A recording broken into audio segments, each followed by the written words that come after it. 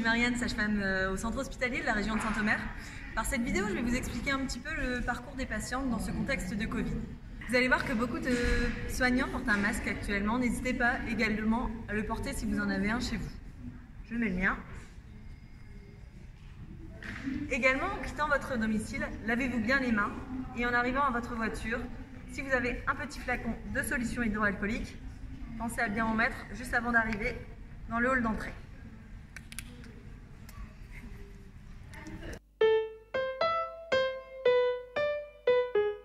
Si nous sommes en horaire de jour et en semaine, vous passerez comme habituellement dans le hall d'accueil pour effectuer votre entrée administrative à ces guichets. Un parcours a été établi afin de respecter les gestes et distances barrières. Si vous venez de nuit ou le week-end, vous devrez passer par l'entrée des urgences générales afin d'enregistrer votre admission et récupérer vos étiquettes. Pour rejoindre les urgences gynécologiques et obstétricales, ne vous inquiétez pas, le parcours est fléché. Que vous veniez en consultation prénatale ou aux urgences, votre accompagnant doit rester en dehors de l'établissement, sur le parking ou dans votre véhicule. Vous pourrez le prévenir si vous restez hospitalisé et il vous rejoindra.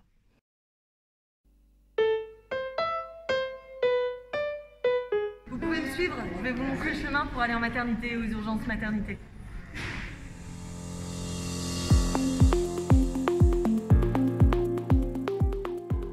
C'est parti, on descend à l'étage. Arrivé en bas, il faut tout simplement suivre les flèches roses.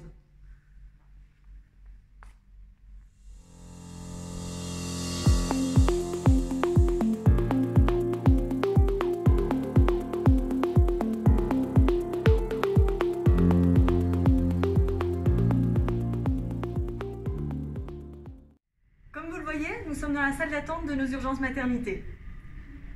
Les chaises ont été disposées afin de respecter le mètre de distanciation sociale. En arrivant aux urgences, vous pouvez sonner pour signaler votre présence. En cas de symptômes Covid, une salle est spécialement dédiée pour vous recevoir et effectuer l'examen. Dans l'autre cas, vous serez reçu dans la salle d'admission classique. Où ma collègue, avant même d'entrer, vous passera un peu de solution hydroalcoolique. Merci. Et vous prendra une température.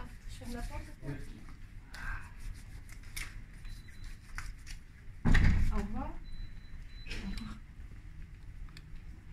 Dans un premier temps, que vous ayez des symptômes Covid ou non, votre accompagnant ne pourra pas être présent. Il le sera dans un second temps.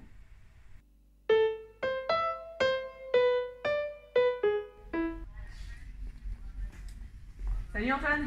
Salut Marianne. Toi qui es en salle de naissance, t'es disponible ou pas pour un petit moment pour expliquer aux patientes ce qui se passe en ce moment? Oui, pas de problème, suis-moi. Bon alors Antoine, explique-moi un petit peu ce qui se passe actuellement en salle de naissance pour les mamans. Actuellement, pas de grand changement. On travaille toujours au maximum dans le respect de la physiologie et des demandes des couples.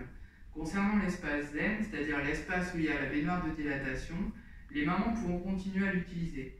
On leur prête une serviette qui sera bien sûr désinfectée entre chaque patiente. Concernant les salles de naissance, les mamans pourront continuer à utiliser les lianes. Parfait, super. Et concernant l'accompagnant, comment ça se passe? Est-ce qu'il peut venir ou pas? Je ne sais pas. Alors, l'accompagnant aura le choix, à savoir s'il désire rester, il devra accompagner la maman dans les salles de naissance, dans le service de suite de couche, sachant que toute sortie sera définitive. Un exemple, si le papa désire accompagner la maman à l'accouchement et lors de la première nuit, il pourra rester avec elle en maternité. Par contre, s'il sort, il ne pourra revenir que pour chercher la mère en maternité. D'accord, ok, donc il faut bien penser à prendre la valise de la maman, du bébé et de l'accompagnant en plus. Exactement. Cher accompagnant, pensez-y. Par contre, je pense à ça, est-ce qu'ils ont quand même le droit un tout petit peu entre la salle de naissance et les suites de couches de simplement faire un aller-retour dehors ou pas du tout? Dans cette période de Covid, non. D'accord.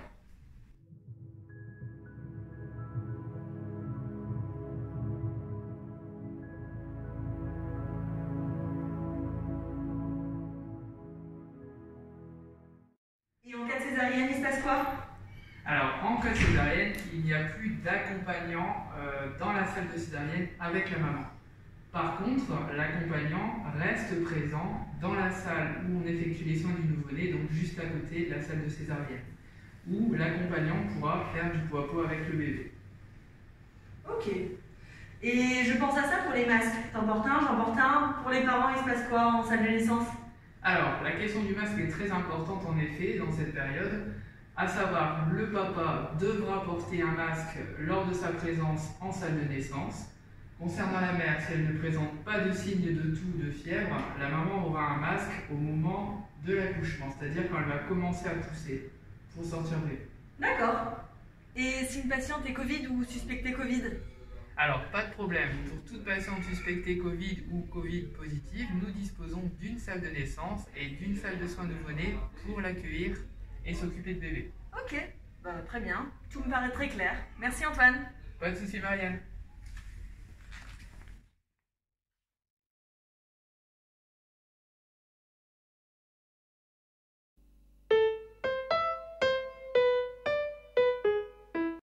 Petit message pour les mamans, conjoints fumeurs. Si besoin, un accompagnement par patch ou gomme pourra être proposé le temps du séjour.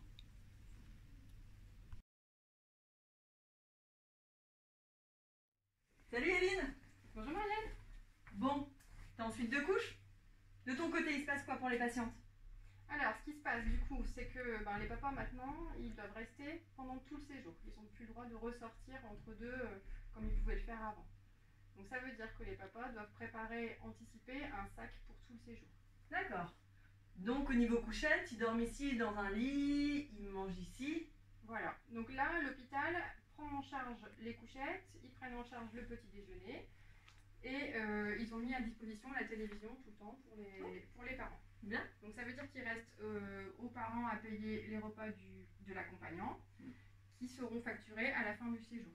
Donc les parents, avant de partir, passent régler au niveau du guichet et ils auront droit à une petite note pour la mutuelle pour pouvoir se faire rembourser éventuellement. D'accord, très bien. Bon, ça me paraît clair pour ça. Et les patientes actuellement, elles restent 2, 3, 4 jours? Alors tout dépend de leur type d'accouchement. Si jamais elles ont accouché par voie basse, elles vont rester dans la moyenne 3 jours. Et si jamais c'est une césarienne, ce sera 4 ou 5 jours. Donc en fonction de ça, il y a une sortie qui peut être proposée avec un relais avec une sage-femme libérale à la maison. Ça dépend de l'état de santé de la maman, de l'enfant, et puis le bon vouloir aussi forcément des parents. Oui. Donc on n'est pas fixe à 3 jours, mais en moyenne c'est ça. Ça dépend de l'état de santé de chacun. Voilà, exactement. Et petite question pour les déclarations. On fait comment si les papas peuvent pas sortir? Alors, pas de panique, parce que maintenant, c'est 5 jours pour aller déclarer l'enfant. Donc, ça veut dire qu'en général, les parents ont tout le temps de le faire au retour à la maison. Si jamais, éventuellement, on devrait passer les délais, on va pouvoir s'arranger. Mais sinon, c'est 5 jours. Donc, avec le Covid et le confinement, la mairie a ouvert 3 créneaux dans la semaine, le lundi, le mercredi et le vendredi, pour pouvoir aller déclarer bébé. Ok. Et en cas de patiente avec une suspicion Covid ou Covid positive, qu'est-ce qui se passe? Alors, du coup, on a mis en place une aile complètement dédiée à ce service-là. Donc, il y aura une sage-femme qui sera attitrée uniquement à ces patientes. J'ai juste une petite note à ajouter lors du passage des sages-femmes libérales. Merci de prendre quelques précautions afin de les protéger. Évitez que les aînés soient dans la même pièce pour éviter le risque de transmission du virus. Aérez la pièce avant son passage. Préparez bien vos papiers administratifs pour lui donner. Merci pour elle.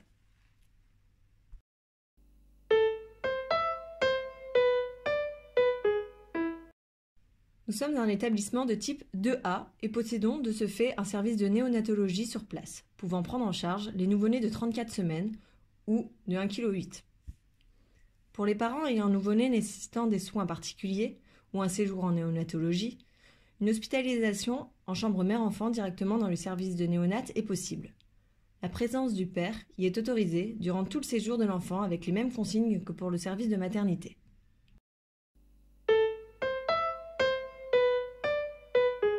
Salut Lucie. Bonjour Marianne. Alors toi qui es en consultation, explique-nous un petit peu ce qui se passe pour les consultations et les échographies en ce moment. Alors, toutes les consultations obstétricales sont maintenues, sauf les consultations gynécologiques qui, au cas par cas, seront maintenues en fonction de l'urgence. Par contre, les accompagnants doivent rester dans la voiture.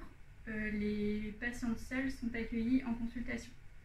Ok, donc pas de papa en consultation. Non, pas du tout. Et pour tout ce qui est préparation à la naissance, notre acupuncture, le yoga, la sophrologie, comment ça se passe? Toutes les préparations à la naissance sont supprimées jusqu'à nouvel ordre. On attend les directives du gouvernement pour les remettre en place. Même la prépa piscine, vu qu'elles se font en groupe. D'accord. Et par contre, les bilans sanguins sont toujours d'actualité. Le laboratoire est toujours ouvert au niveau de l'hôpital et les laboratoires extérieurs sont aussi normalement ouverts. Les consultations d'anesthésie sont maintenues mais en téléconsultation. Les secrétaires prennent avec vous les rendez-vous et vous contactent par SMS le jour de la téléconsultation. Ok. Et j'ai juste, je pense à ça.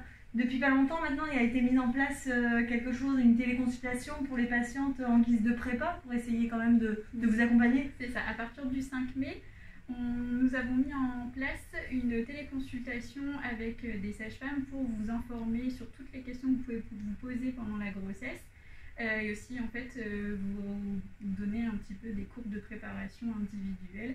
C'est des séances qui durent 1 heure en téléconsultation et il faudra prendre rendez-vous avec les secrétaires. Bah, ciao. Ouais, salut. Attends Marianne, pour les échographies, elles sont toujours maintenues sans le conjoint, toujours. Ok. Comme les consultations. Ok, voilà. merci. C'est tout bon. Bon voilà, cette petite vidéo est terminée. J'espère que vous avez bien tout compris, que tout a été clair pour vous. On vous attend pour un bel accouchement, un bon séjour. Et puis à bientôt. Sachez simplement que toutes ces mesures sont encore en place, même après le 11 mai. Pour tout changement, de toute façon, vous serez informé via notre site internet. Au revoir et à bientôt!